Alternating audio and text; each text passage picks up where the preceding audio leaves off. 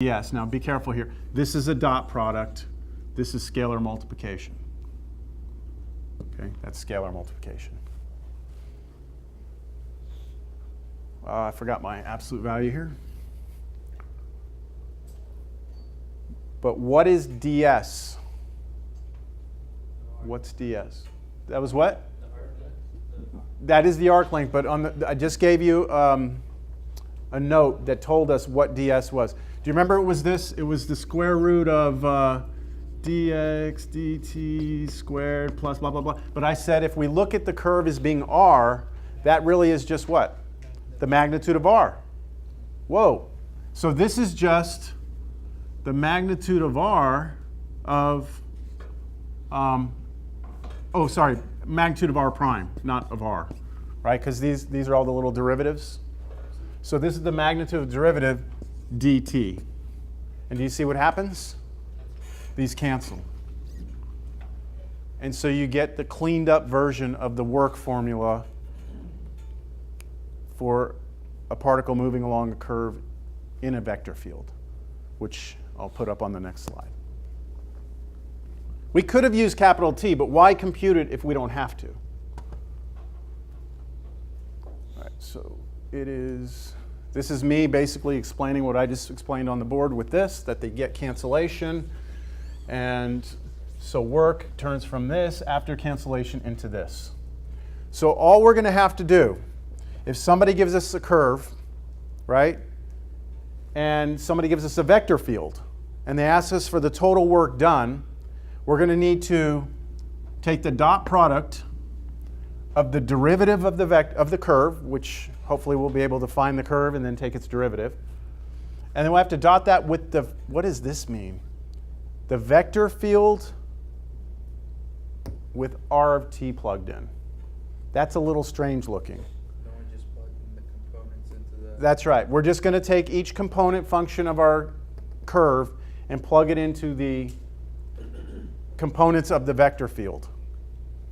Because remember, as you move along the curve, right, as I'm drawing this curve, when I say I'm at that point, that means that there is a vector, r of t, that takes me from the origin to that point, right? Then there's a field. And the field, f, you need to tell me what's happening at that point, right? What's the field vector look like? Well, where are you? I'm at r of t. That's where I'm sitting.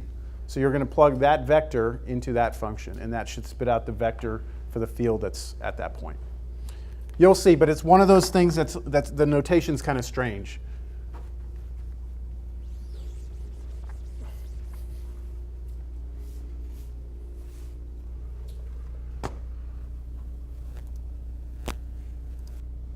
This is the general formula.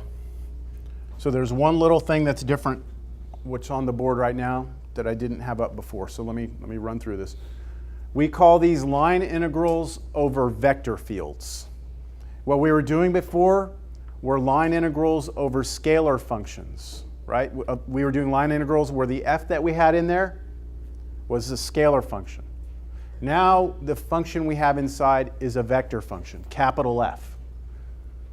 Suppose that f is a continuous vector field defined on a curve. And you have some way of parameterizing that curve. So you have generated the vector function that draws the curve. You also know what your restrictions on t need to be to draw the entire curve. Then the line integral of the vector function f along c is exactly what I just told you a second ago. All right? It's this dot the derivative of r with respect to t, limits are a and b. So that's exactly what I had before. This is where it came from, isn't it? That's the idea of scaling the tangent vector and all that crap. But this over here is the new notation for it. This is the notation. And what I want you to see from this is that, do you remember how ds before, d little s, represented the arc length? So it was the square root of all that junk. Now, when we see this, dr And not dr scalar r, dr vector r, right? D vector r means this. It is the derivative of the vector curve, or the curve function with dt. Does that seem reasonable that this notation represents this? Okay. All these little ds, dr, they're subtle, but they're so important because later on we're going to have, I think I told y'all later, we're going to have like D capital S or like D capital S vector S, and they all mean something different. So we need to be clear on what's what, when it's a vector, what it means. When it's not a vector, what does it mean? So I'm just trying to point these things out. All right, here we go. One other thing, if you reverse the path, right, if I go integrate over negative c, it's the same as going over c but changing the sign. So when you're doing line integrals along vector fields, then path matters, right? The direction matters, but it just switches your sign. All right, finally, an example.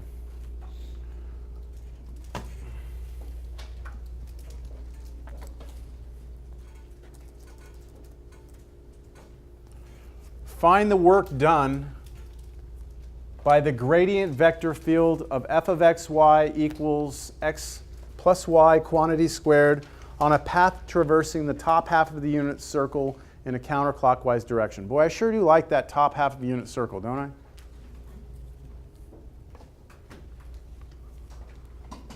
Find the work done. Well, here's what I know. Work is defined to be the line integral along C of my vector field dotted dr. That I have to know to start the problem, right? Which is the line integral along C of f dotted with r prime of t dt, right? That was the second, well actually that was what we got after we converted the tangent thing over. This was just purely notation. So I need to know a few things. I need to know r of t, which is what draws the curve, right?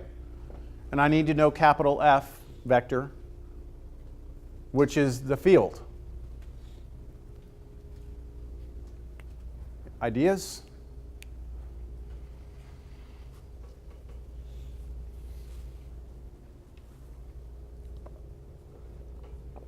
Any suggestions?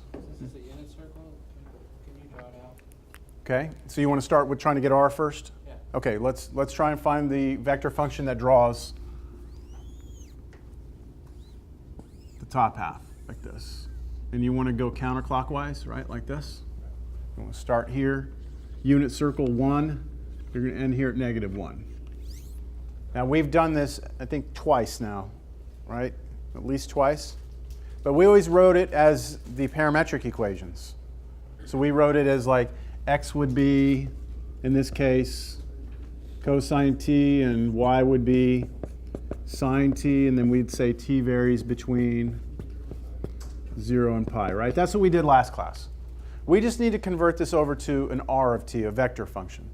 So we'll just write r of t equals the x is cosine t, the y is sine t. And that should draw the circle, right? The half semicircle there. Right, there it is. We all agree that draws it? Okay, so r is taken care of. What's the field? What's the vector field? It's the gradient vector field of this. And if you did your homework, which I know all of you are doing your homework. I know that for a fact. I've been a little frustrated lately. I mean, I hate to say it. I'm kind of coming down on you all a little bit today. But I get a lot of these homework, or a lot of these questions about these take-home tests. And I'm like, have you done the homework? No. You're not, I mean, you have to, not every problem's like this, but the idea is that if you do your homework, the take-homes are a lot easier because you've at least been led into it. But I don't see that happening. Okay. I'm not here to babysit, okay?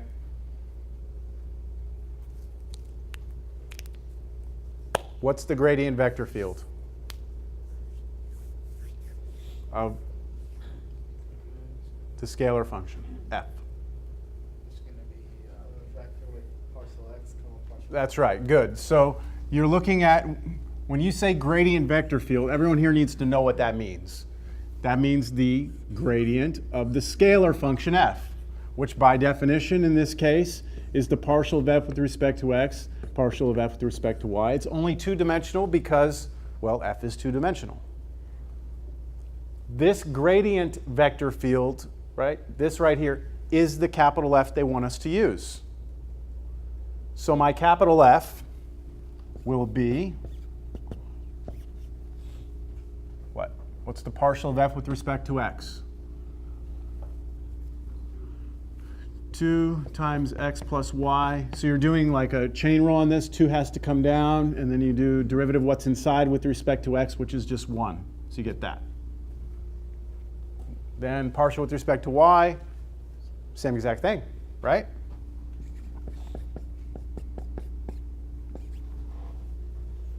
There it is. You know what? I don't like my notation. I forgot something in this one right here.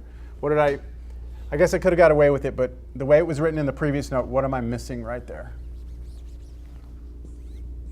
F with what plugged into it? R of t. If you look in your notes, which again, I know all of you have printed out the notes and have them with you and keep them in class, and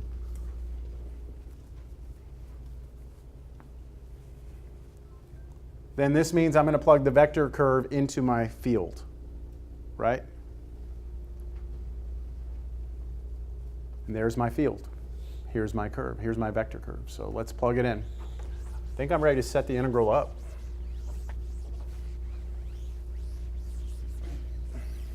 What's my integral going to go from? What's my restriction on t? 0 to pi? All right, let's take my curve and plug it in to this. That means I'm going to replace every x with cosine t, every y with sine t. So this is going to become the vector 2 cosine t plus sine t. Then same thing, right? 2 cosine t plus sine t. That's the first vector. I'm dotting that with the derivative of my curve. Now, the derivative of the curve, I hadn't written that down, but I'll do it right here. What's the derivative of that curve function? How do you take the derivative of a vector function? Component by component, right? So what is the derivative of my, what was the x component of my r? Cosine t, so derivative of that? Negative sine t. And then the y component was sine t, so derivative of that is cosine t. Y'all know what I'm doing there? That's going to be dotted here. That's what's going right here. So that is negative sine t, cosine t. And finally, dt. When you take the dot product to two vectors, you get a scalar, right? Or in this case, we're going to get a function, but it's going to be a scalar function. The point being that when you dot product two vectors, you don't get a vector. So I have this now. Integral 0 to pi. And dot products, those were pretty easy, weren't they? You just do the first component times first component plus second component times second component. So let me do that. How about I do this? I'll make it negative 2 sine t. That's the 2 times the negative sine t. And then I'm going to distribute it through. So cosine t and then negative 2, what? Sine squared t. That's what you get when you multiply this one times this. And then when I do this one times this, I get plus or minus? Plus 2 cosine squared t. And then plus 2 cosine t sine t. Yeah?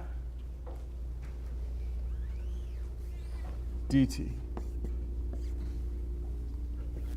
Does anything good happen here? You can take a 2 out. Yep, you can. I see that. Do you see that? It's gone right there. Unfortunately, that's not a Pythagorean identity, right? Okay, so I can do this. Let me take a 2 out. Integral 0 to pi. And if I took a positive 2 out, these would flip places and be cosine squared t minus sine squared t dt. Which what? Was the double angle cosine? Is that double angle cosine? I'm just wondering how many of you are comfortable with that being double angle. Most students are familiar with this one. I hope. Right? That's one that a lot of us kind of got memorized by now. But for cosine 2t, there's 3 of them that you could use. What's one of them? Cosine squared t minus sine squared t. What's another one? 1 minus 2 sine squared t.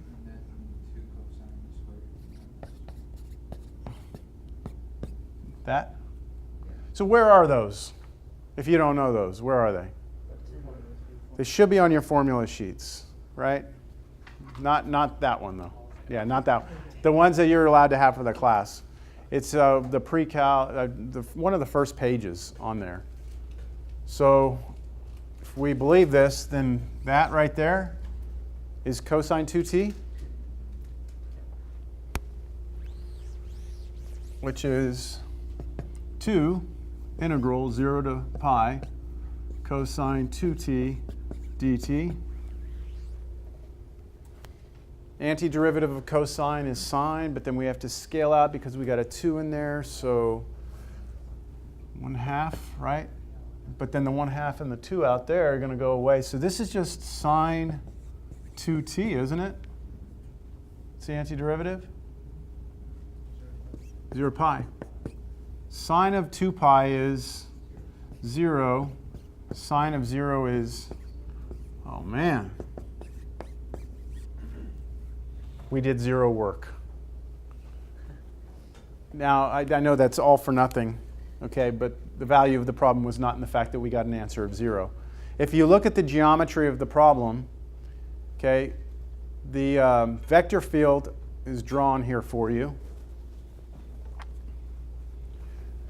And we're moving along this unit circle in the counterclockwise direction. Just take note of,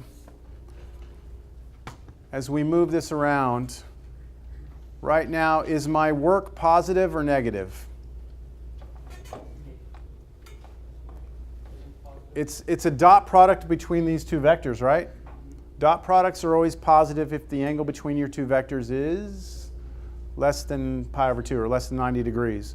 So you can tell from this that I've got less than 90 degrees. So I'm getting positive work here, right? This is all positive work. And then as I move around and I get over to about right there, now it's opened up, hasn't it? Now I'm getting negative work. And then over here I've got positive work again. So what we have total, like a total work, right, would be 0. So what might make this problem a little more interesting is to maybe only go from this part to here, right? And all that would change is we would go from 0 to what? Pi over 2, and then we'd do all the work, everything else would be the same. So we'd be integrating 2 cosine 2t dt, and so we'd be doing sine 2t 0 to pi over 2. We already know that when we plug in 0, we get 0, but when we plug in pi over 2, what do we get? We get 0 again. Okay, so what does that mean? We plug in, we get 0 again? Does that look right? Did we have negative work back there? Let's see. This was positive work, right? Get over here. And right about past there, we get we start getting negative work. So they're canceling. So maybe we do pi over 4, right? and we're going to get some work in here. So we do pi over 4, right? And now that's what? Pi over 2. Sine of pi over 2 is 1, so you'd get 1. Right. The idea is that you're getting positive work and negative work together here. At the end, it turned out to be 0, but that doesn't mean no work was ever done. Yes? Did you also represent that, like how the sine wave goes up and down up and above the x-axis, like the wave? Oh, yeah, absolutely. Look, I mean, if you really want to look at it, sine 2t, right, is a sine curve but compressed into, so it's basically, I'm going to go like that. That's a full period in pi. So if you wanted to, you could graph that as your work. That looks a lot more. So now you can see, like, where did you have positive work? Between 0 and pi over 2? And then hold on. Pi over 4 and then Yeah, pi over 4, right there. There it was. This was pi over 4. So we were getting positive work at pi over 4. We got 1.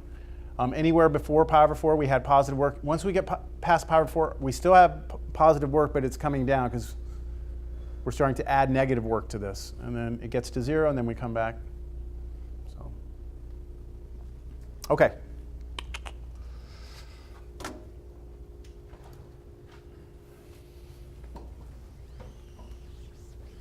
Find, this time, it doesn't say find the work, right? But doesn't that represent work? Doesn't this right here represent work? So if this was a vector field, and this was a particle moving in that vector field, then this would be the work done. But that's not what they're telling you. They're just saying, hey, find the line integral over this vector field. So strictly by definition, this is equal to the vector field evaluated at the vector function r of t dotted with the derivative of r of t with respect to t. And you know what? I'll leave it as c here, even though it's not great notation. We need to figure out what our limits of integration are. But I will find that out once I investigate what r is.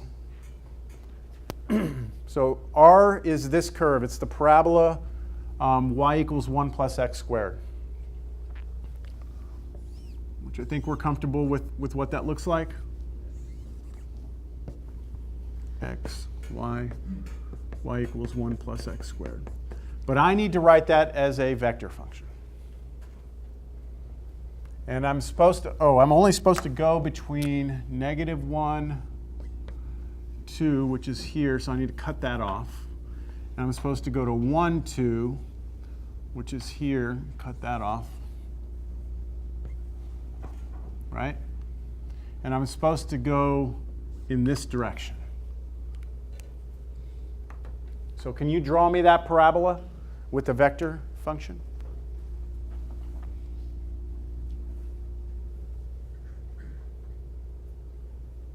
Maybe I can help. Can you draw it with parametric equations?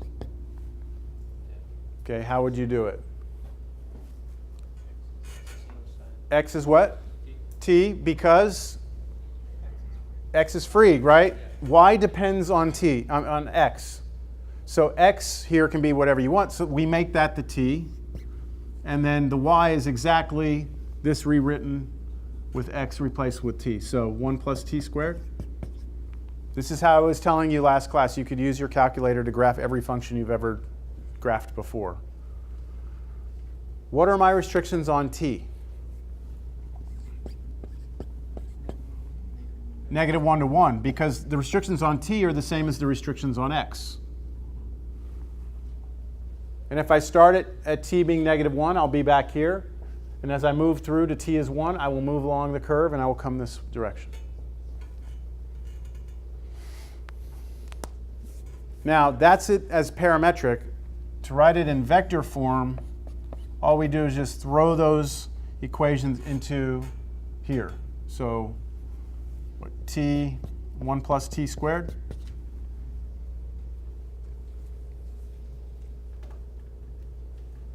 We're going to need the derivative, aren't we? Now that we're kind of getting an idea of what we're going to have to do. I need the derivative, so let's go ahead and grab that while I'm here. This is 1 plus 2t. I think I have everything I need. We have the vector field, right? Here's the vector field, kind of ugly looking. All right, I think I'm ready. So this becomes integral from where to where? -1 to 1 of the field evaluated on the curve, which means I need to take my curve components, replace the x in my field with t, replace my y with 1 plus t squared into the field. Leave it as a vector though, right? So this will become x, which is t, over this. So it's this squared plus this squared, square root.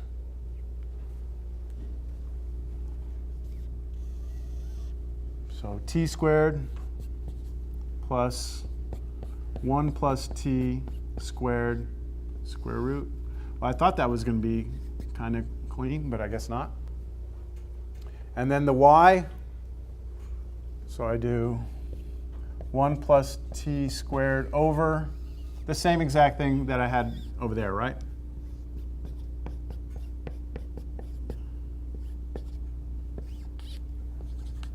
Any questions on that piece? This is the x, this is the y. Dot that with what? Dot that with 1, 2t dt? Yes? Is that not supposed to be 1 plus t squared squared? Yeah, I missed my square, didn't I? Yes. That's the y value is this, but then I've got to square it. Yes, it's on both of these. Thank you.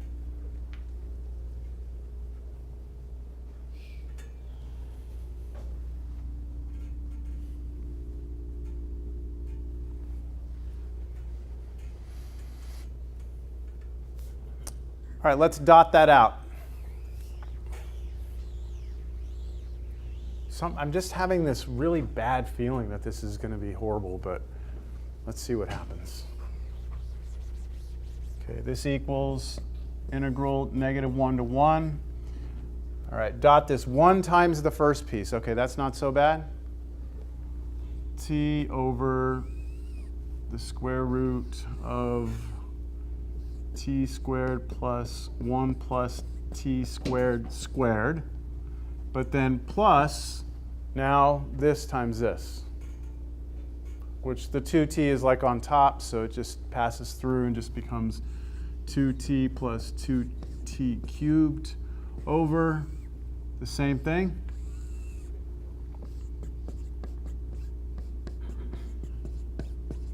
All of this dt.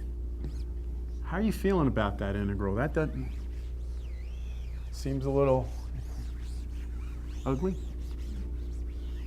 we have anything going for us here? Can't you combine them? You can put them together. I agree with that. All right, let me see what that denominator is. What is t squared times 1 plus t squared squared. What is that? It's t squared plus 1 plus 2t squared plus t to the fourth. That's what that is? Which is just t to the fourth plus 3t squared plus 1. We good with that? I mean, that's what it is, right? That's what it is? Okay, so this becomes integral -1 to 1. What does my numerator become? Because I can put those together, right? 2t cubed plus 3t over the square root of t to the fourth plus 3t squared plus 1 dt. U sub. It just so happens that they made this problem work for you. What's the U sub? U is the whole thing inside the radical, right? So let's do it. We're going to go ahead and work this all the way through. The derivative of that is 4t squared plus 6t. That's what I meant to say, sorry. dt. There we go. That's what it is, right? Do we have 4t cubed plus 6t? No. Almost, right? We have half of it. So we could see that if we factor 2 out on ours, we would have this. So this is where things are kind of weird. Like, I know that everyone learns substitution just a little bit different. So I never know when I do this, like how many students are like, what the hell are you doing? That is not the way I learned it. And I'm not here to try and reinvent the wheel. If you know how to do this, good. I mean, you're supposed to, but this is the way I do it. This is the way I usually teach my students to do it. It's a mix and match game. We try and tweak the right-hand side to make it turn into the left-hand side. I mean, to make it match up there. So I will replace this entire thing with 1/2 du. And everything on the bottom under the root is going to get replaced with u. So this integral becomes a new integral. This whole top became 1/2 du, so I'm going to put that back here, du, and then 1/2, right? 1/2 out here instead. And I'm left with 1 over root u. That's just, that's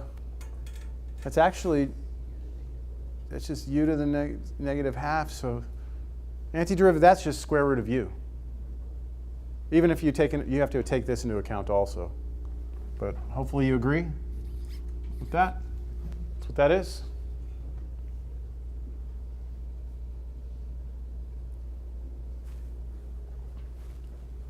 And now I'm going to switch back to the variable that I was working with, which was t.